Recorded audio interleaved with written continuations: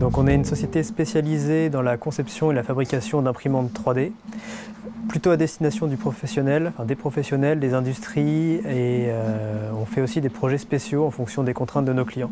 Alors initialement, après un DUT en informatique industrielle, j'ai commencé à travailler en entreprise et par passion, j'ai commencé à développer une imprimante 3D pour mon usage personnel.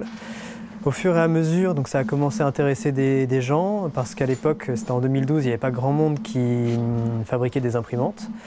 Et j'avais blogué un petit peu mes essais, mes tests sur les prototypes. Et donc, des gens ont voulu en acheter, et c'est comme ça que j'ai commencé à créer la société.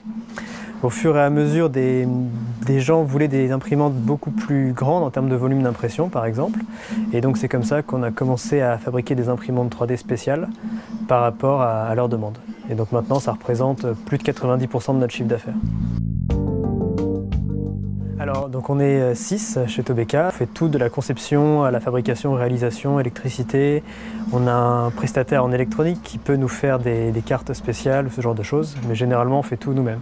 Et aussi, grâce aux imprimantes 3D qu'on fabrique, on est en mesure de fabriquer une certaine partie des pièces de nos machines qui vont faire des pièces d'accessoirisation, des supports de bobines, des supports de capteurs ou des choses comme ça sur les imprimantes. On travaille de plus en plus avec des grands groupes sur des projets de recherche, sur des choses qui n'ont jamais été faites en impression 3D.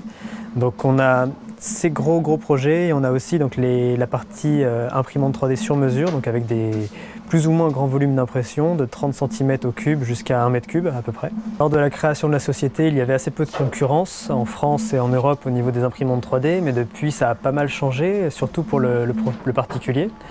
Et donc maintenant on trouve une multitude de petites machines avec des prix intéressants sur Internet. Donc c'est pour ça que nous, notre activité s'articule maintenant essentiellement sur des machines spéciales sur mesure, des projets spéciaux avec nos clients, parce que là c'est un marché de niche où il n'y a quasiment personne et où on peut travailler donc sur des produits techniquement plus aboutis et plus intéressants.